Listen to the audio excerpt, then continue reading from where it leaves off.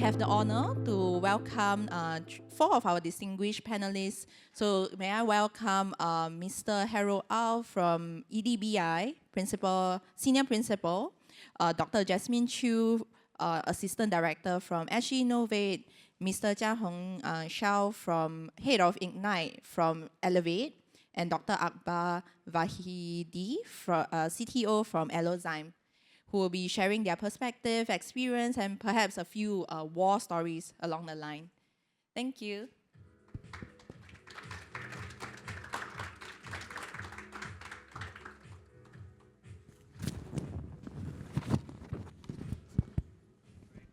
Thank you, everyone.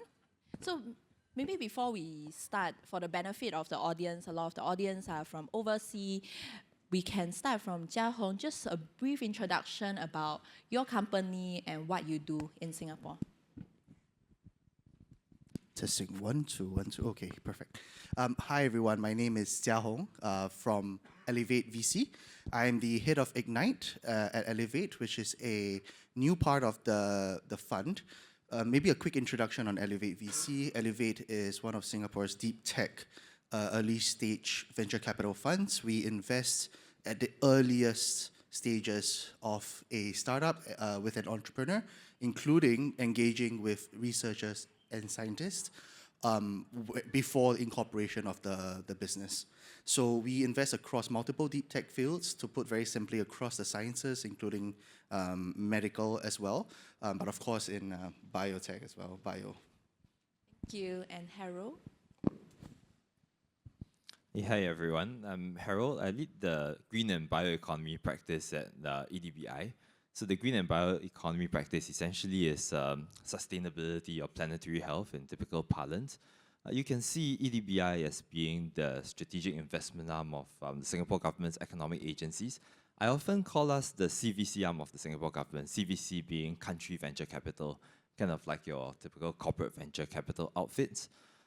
For us, we invest to give the Singapore government a front row seat to the technology arenas of the future, while at the same time also investing to further industry development strategy to build capabilities. So on our side, we started off as primarily a growth stage investor, although over the past few years, we've also expanded to really encompass multi-stage capabilities, as well as stand up a fund of funds practice. On the 1st of April 2025, we also merged with Seeds Capital under the broader umbrella of SG Growth Capital to centralize all of the Singapore Government Economic Agency's strategic investment capabilities under one umbrella. So very broadly, we help companies expand into APAC via Singapore, and we also help Singaporean companies and founders scale up through the region, scale up internationally through our network of partners, many of whom are here today. And Akbar? Thank you. Hi, everyone, and thanks for the great panel that you have invited me for. I'm Akbar. I have PhD in biocatalysis from NUS, so my background is more scientific in this. But I started my entrepreneurship more than 6 years ago, and I know very few faces here. Some of them share some stories. I worked with them, or we started Allozymes back in the days together, with them starting other businesses. Allozymes is fundamentally a spin-off of the technology I worked during my postdoc years especially. We use microfluidic technology, which is cheaper, faster, and better to engineer enzymes. That's our core technology. We took it from kind of research that I conducted, and then all the way we built and developed technology to be mature enough to serve industry. And we started with providing services to prove the technology and complete development. So we built a team, and in Singapore, when we started, was COVID time, and all the way it was hard days, but we managed to go through. Now we are focusing on our products that we are developing, special enzymes that we slowly announcing them. And I believe we have been working together to create this bio ecosystem in Singapore. Hi, everyone. I'm Jasmine from SGInnovate. It's my pleasure to be here. SGInnovate is a Singapore government-backed investor and also an ecosystem player. So we believe that Singapore have all the right elements to translate the emerging technology into globally relevant startups. And our role is to bridge the gap, not only just the financial capital, but also the human capital. So we have 3 dedicated teams provide support from investments, talent development, and community building. Yeah. Thank you. So maybe I can kickstart with Akbar, because you mentioned that this idea came from university, right? So at what point of the time you decide that, oh, this idea can go from the lab to, say, an industrial scale? So at what was the tipping point that you decided to start the company? That's a great question. I think personally, it took me some time to decide to become entrepreneur. Although I always wanted to be in the commercial or industrial setting than academic research to stay long term, but I wasn't sure when I can go. I think the thing helped me was I put myself in the environment, in the type of people that has been doing that. They have been starting companies or thinking about it. So that helped me to understand that how the journey could look like, what could be my expectations. But in terms of technology, we were working in this project that was funded by NRF CRP grant. And almost it took 2 years to see the signs of that technology can be applicable to certain different application, that it motivated me that, yes, this is something we can further build on, because you wouldn't expect technologies mature in the lab setting, but it was good enough to really move to next step and understand what you need to build next. So when I realized, okay, and we did some initial checks and talks with industries, and we noticed which ones are maybe needing this more immediate than others, who can be our early adapters. After that, we really moved to incorporate Allozymes with my co-founder, and the rest is ours. So getting interviews with industry to validate the value of your product is very important. So as we have the investors from the different stage of investment, so for example, Ignite look at really the pre-seed, and then SGInnovate probably more of a seed to Series A, and EDBI look at the later stage. So maybe I can invite Jia Hong first. What are the struggles, and then we just go down, Series A and then Series B. What are the typical struggle do you see that founders or startup face when coming to you asking for money?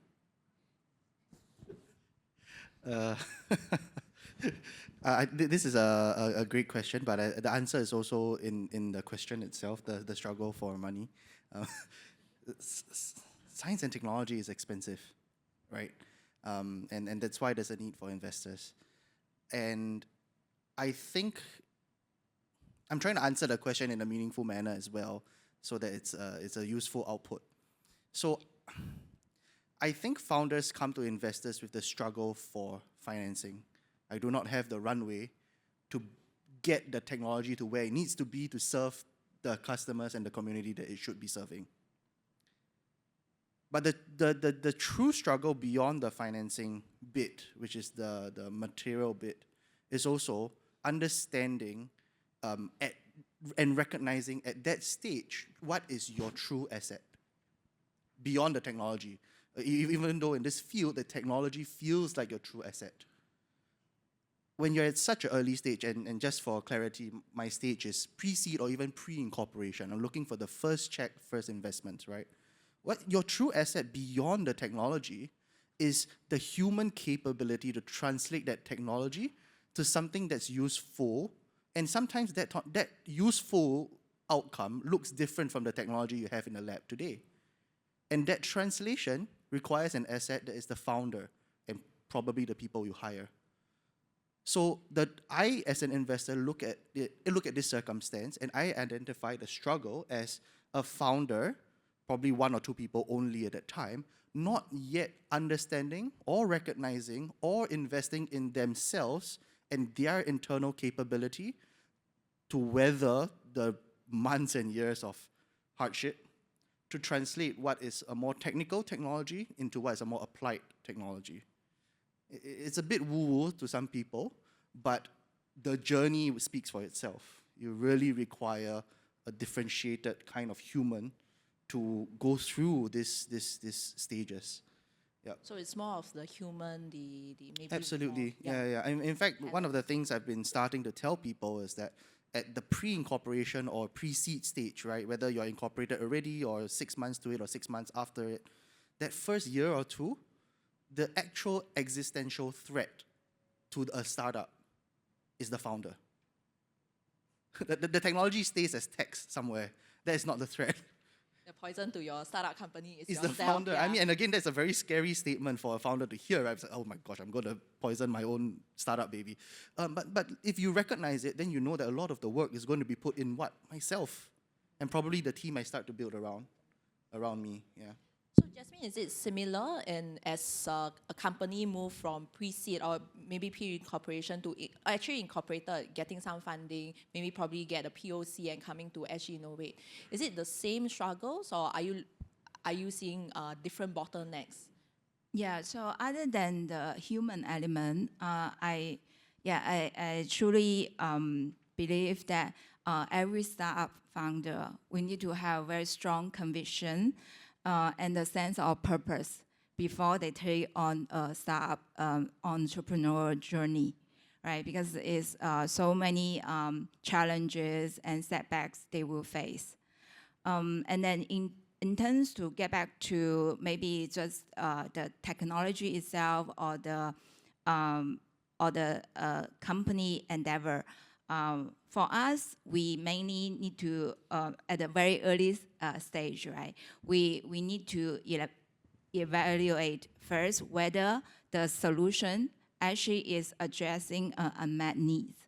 Unmet need in the sense that there will be a market potential, there will be a willingness to pay, right? Instead of sometimes the technical founders, the scientists or researcher, they are just looking, oh, how can I apply my technology, right? Instead of coming from the market perspective, whether they are addressing unmet needs, and there will be a market for this kind of solution. And secondly, I think that is the mindset shifting.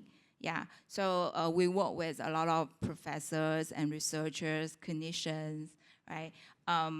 So a lot of time that they limit by their experience. Yeah, they haven't been able to understand. They won't have that kind of capacity to map out the whole commercialization roadmap, which is very, very critical. When they really want to try to translate a technology from the lab to the market, right? We always call this, which I echo with, the saying is the valley of death, right? Yeah, especially when the product it seems to work well in the lab, and how can that to actually to move to the market, right? Especially for healthcare, it's a highly regulated industry. So a lot of consideration need to be put into place, right? For the regulatory, for reimbursement, for distribution, adoption, a lot of things they need to think through. Yeah, so I always encourage any startup founders approach us, right? Talk to as many stakeholders in the ecosystem as they can, including like a regulator, right, to engage with HSA early on. Yeah. And Harold, do you have anything to add on? Like, for example, in your case, probably the companies that come to you might have already a pilot scale facility for manufacturing. So what are the typical bottleneck in such scale of companies? Are they still having difficulty with like founders or maybe like regulatory, or what are the other things that you typically look out, or you realize, oh, this is the red tape, or maybe like a no-go when they come to you for funding? Actually, for the bioeconomy sector, now broadly, categorize this under the green and the bio. Anything that's sustainability, climate tech related, I think we are all going through somewhat of a capital winter today. So, as Jia Hong shared, the biggest problem really that companies face would really be to engage investors to get line of sight to this funding. And of course, we have more discussions around how we structure the capital stack later, right? But many companies in the space are actually invested by investors who first started out in the agri and food space, right? Many of us are here because we started out looking at alternative proteins, and there were extremely painful lessons learned for us collectively, right? One of which would be that, ultimately you need to really understand what is fundamental demand versus what is hype, right? Number two, is there that line of sight to cost competitiveness and market adoption at scale? And number three, fundamental metrics like titles, like cost. These are things that you cannot run away from. So even though a company might have had a pilot facility today, are they really able to industrialize this? Industrializing this, cutting metal, putting steel on the ground is very different from kind of scaling things up from the lab all the way through the pilot scale. So it is a very challenging sector today, and investors haven't necessarily warmed up fully yet. Case in point would be when we decided that one of our companies, and there last year, there was sufficient, let's say, technological differentiation, an outstanding founder, triangulation, wonderful triangulation with the local ecosystems, capabilities, as well as their aspiration. We decided to co-lead an $80 million Series C round, which, as you know, for us, we seldom co-lead outside Singapore, but that was particularly strategic. The process of syndicating that round was actually painful, even though we would consider the company class leading within the bioeconomy sector. We took about a year to syndicate this, but ultimately they've gone past that hurdle. But you could imagine for many other companies in the space where the right to win is slightly more unclear, just how challenging this would be. So the ability to raise capital is very, very challenging. And from the founder perspective, maybe Akbar, as you just raised a Series A 2 years ago. So what are the things that you have done in Allozymes to basically de-risk this and manage to get Zora and also Seventure to lead a Series A? What are the different things, or like what are important things you think would be necessary for a company to kind of like take off before you raise a Series A? Yeah, I think Series A is needs more maturity generally, right? Like in seed round, if you show signs of market and good founder and several factors, but is just a start. But in Series A, you need to show maturity, direction, where you want to slowly focus or where you want to start getting revenues at reasonable amounts. It keeps changing by investors, but definitely you need to have that. And then for us also was team. So we showed several things, I think, well or exceeded. Like we built a very quickly, within Singapore, very strong team. We acquired some foreign talents even, which is hard for our stage. People don't join easily.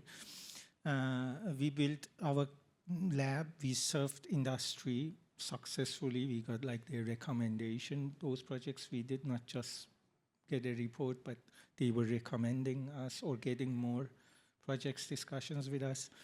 All these were helpful, but also we started because we knew like this technology is applicable to build more useful products for the company's own sake in future. We started already those products that we thought could be good based on the market needs and our feet of technology and how to scale it and go through those pain of lab to pilot and then maybe scale. So I think those are expected to be in that stage for a Series A company so that can absorb more investment and go to find the final really focus and just grow from there. And now we are in that journey. But I think in Series A, definitely you need to grow further, your revenue, your team focus. And I think one thing about startups is iterating ideas is a must to do. Like pivoting every day from one totally different idea to another. But we shouldn't be scared of taking risk. I mean, we are a startup, we are not corporate. And analyzing and quickly realizing issues and addressing them, not sitting on it, being very decisive. And I think in this new environment of investment, being very cash efficient, whatever cash you have to really just rely on that, not more than that for now. And that's what we are planning currently. So talking about risk, in this panel, probably Elevate, Ignite is taking on the most risk apart from the founder perspective, from the investor perspective. Ignite is basically investing people so early on. So how do you approach risk in such case? Do you have like certain timeline that you set for founders, or do you look at also like what Akbar say, revenue, business model? So how do you mitigate, and how Elevate kind of like gain gain from investing really early on?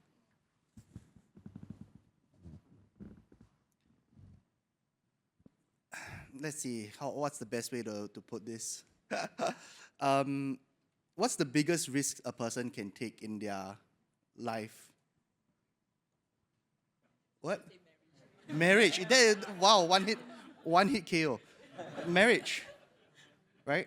And how long do you take to get to that decision? Depends, right? Yeah. So even though Elevate Ignite stage, we are investing at the earlier stages, pre-incorporation, making the decision at incorporation to be first check investors. Here's a little sneak peek into my personal life.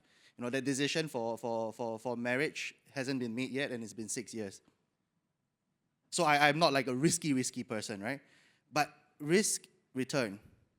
The better you understand your risks, the better you understand your return. I'm not saying that marriage is about returns, but from an investment perspective, when I make Ignite investments, the pre-seed investments, I actually don't even look at the deck.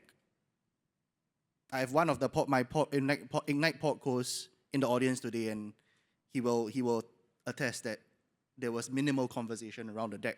In fact, it was about improving the deck for some other investor. It's about knowing the person who you are going to build with for the next few years, at least the next few years, if things go well. That is the risk mitigation. Because understanding how they weather through making mistakes, knocking on the wrong doors, accidents that may or may not be their fault, how do you respond? Understanding the person's capability to go through these circumstances help me understand the risk I'm about to take in the next few years, because these circumstances will come out over and over and over again at an only increasing scale. So a pre-seed investment might seem as like a very okay, invest. We think the good way of doing it is actually understanding the person over time. And through seeing them in both good and bad situations versus the polished presentation approach at that stage. And also maybe just from the private investor and also from the government-backed investors, there is a lot of talks about aligning it with like the national priority. So in terms of SGInnovate and also EDBI, how do you balance between how much return, what we always like to say in Singapore, ROI of a company versus the national priority? For example, at the moment, we are talking a lot about bioeconomy. So what would be the take in SGInnovate in such investment? So for us, we tend to take a balanced approach. So we always try to align our investment focus area with the focus area of the RIE master plans, right? Because that's where we see that will present us the most opportunities. But on the other hand, we do bear in mind that wherever we invest, we will definitely need to pursue a return, right? So it's a lot of financial consideration also need to go into play.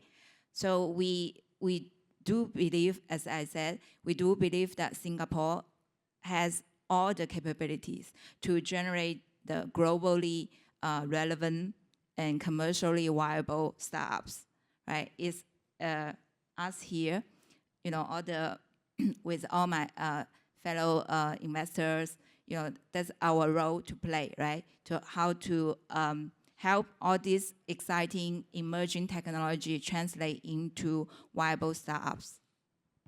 And how about from the EDBI point of view? Yeah, maybe let me just say this, right? For a company to contribute to many of our strategic priorities in capability development, let's say in creating jobs, good jobs for Singapore and Singaporeans, it is imperative that the company actually succeeds as a business. Because for companies to generate such outcomes, they need to be enduring, first and foremost. So for us, it's really a matter of looking at both sides of the coin, right? Both the company's business, commercial viability, as well as the ability to drive these developmental outcomes. But deep tech is really challenging, right? The commercialization would take ages. It's often a capital-intensive endeavor. And what we really try to do is to help companies navigate the local ecosystem, many of whom, you know, the key luminaries are here, right? On the SINERGY side, Matthew, as well as Research Institute side, SIFB. Many of our portfolio funds are here as well as our, let's say, government partners. So we do try to help companies triangulate with the local ecosystem, who's very well placed to give them a shot at success. So on Singapore's, within Singapore, we do have a strain library. We do have strong strain and process engineering capabilities. We do have scale-up capabilities with scale-up bio. We do have access to lead demand from the numerous corporates we have in the room today. And at the end of the day, we have a favorable regulatory environment. So the ability for companies to navigate this complex web of relationships could be catalyzed by having the right partners, many of whom, once again, are also in the room. Hence, you know, on EDBI side, the way we look at ourselves is that we try to use our capital to serve a catalytic impact, right? Both on the direct investments front, where we try to invest in, or we serve to invest in local, in foreign companies, bringing them here.